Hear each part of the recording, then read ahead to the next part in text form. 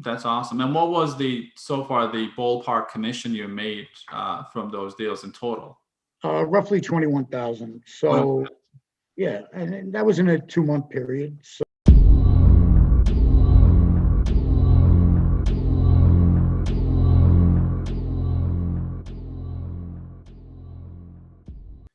Hey everyone, Oz Konar here with Business Lending Blueprint.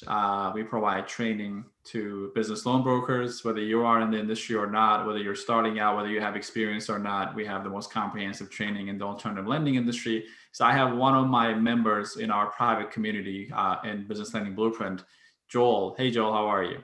good. How are you, Oz? I'm great, thank you.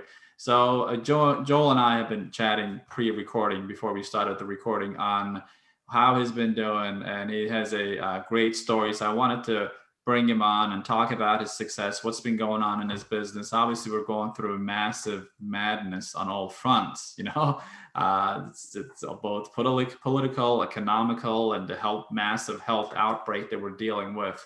It's hitting home on a lot of people, right? So Joel, when back then you're originally from New York, you were telling me that then you moved to New Jersey. Now you're in Florida. You were kind of trying to run away from this thing, but it's kind of chasing us through all the states. So what's your background? You were telling me that you used to work for an ISO back then, right? Let's start with that. Okay. Well, I was a business owner for 25 years. Mm. I sold my business about 2 years ago, and I landed a job with an ISO in Manhattan through a friend. No training. It was kind of like just threw me, on the computer, how to make the cold calls. It was hard at first, but I learned the industry. And like I told you, I found your videos on the internet, and going to and from work on mass transit, I would spend the time, watching your videos. And I think they closed the office at the end of February, beginning of March. Mm. I came to Florida, and that's when I made the move. I decided I believed in your program. I was watching it for so long, and it's a move that I'm glad I made. Should have made it earlier. That's all right. So at least you're here now. That's what matters. There's always time to build a business. So what caused you to make the move? I mean, a lot of times a job seems more secure to people than starting your own business. So why were you so confident, or wish that you could have started earlier? You had a lot more ammunition. You steered through the videos. You steered us in the direction of being ethical.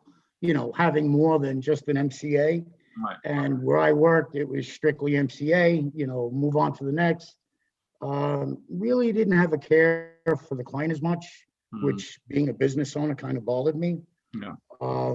So with your platform, I'm able to offer equipment financing, credit repair, so many different programs. I chose about 4 or 5 that I stay with. And, like I said, it's more than just an MCA business, even though I like the MCA, it's good commission, but sometimes, the client can't afford an MCA. Absolutely. And they have the credit to go into, a business line of credit or a personal line of credit. Mm-hmm. So just having those options makes it so much more lucrative.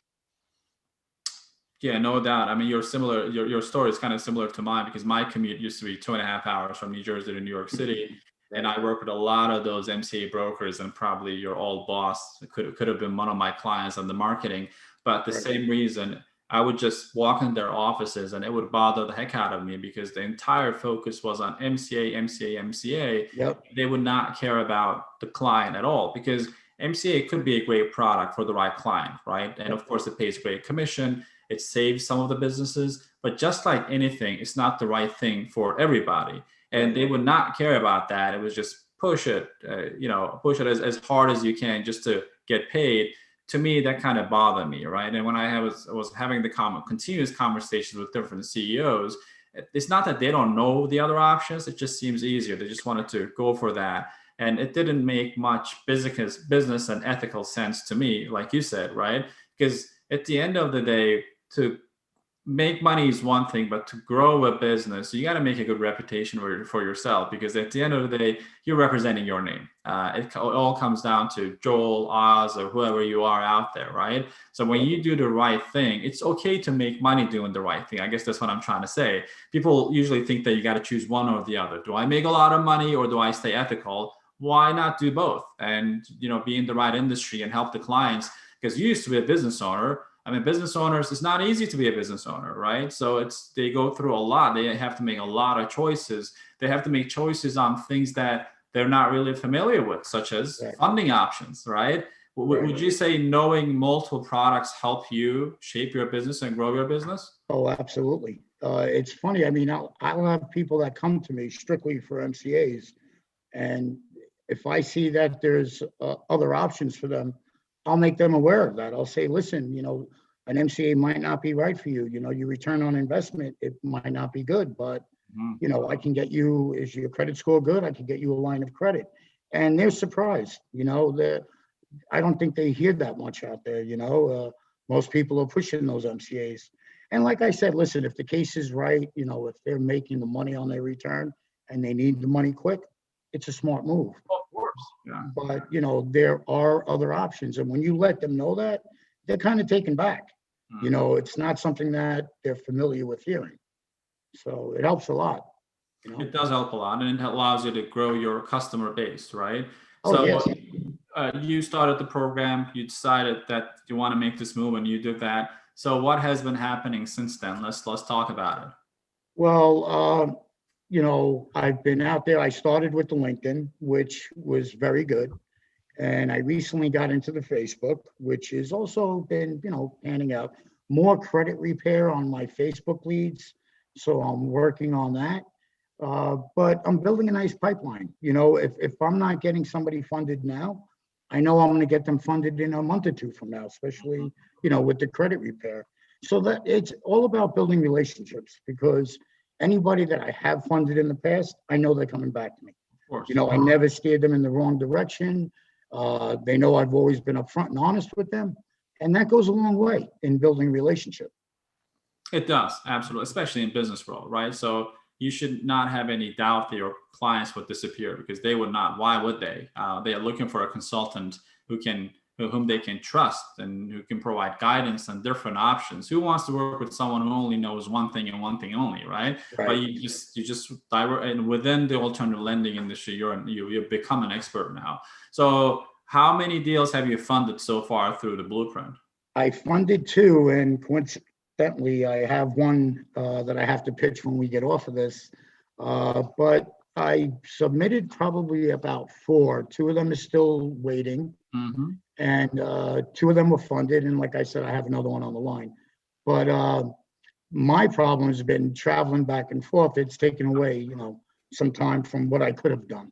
But now that I'm settled in, every day I get leads. It's just a matter of qualifying them and going through the process. But it's getting there, without a doubt. That's awesome. And what was so far the ballpark commission you made from those deals in total? Roughly 21,000. So, yeah, and that was in a 2-month period. So I'm happy with that. I know I could have done better. Like I said, if I had more time, but sometimes there's not enough time. Well, you got to give yourself credit. You've done all of that in the middle of this chaos and traveling back and forth, and I'm sure caring for yourself and for your family. And you still pulled more than 20K in 2 months. So I think that's substantial. But I hear you. Your mind, you're like a high performer guy. So that's nothing is enough, right? You want to keep pushing the boundaries over and over. Always want more. That's It's awesome. a good feeling helping other business owners, especially now. Especially through these times, because not many businesses can say that they're thriving through this, right? So we see over and over that our members are building businesses from scratch, no matter what's happening out there. But if you were a restaurant owner in certain parts of the country, like in New York City, if we're both like we know New York City, it's not easy. Like you have your overhead and all that stuff. So what is the benefit of, through this chaos, benefit of building a business like this, Joel?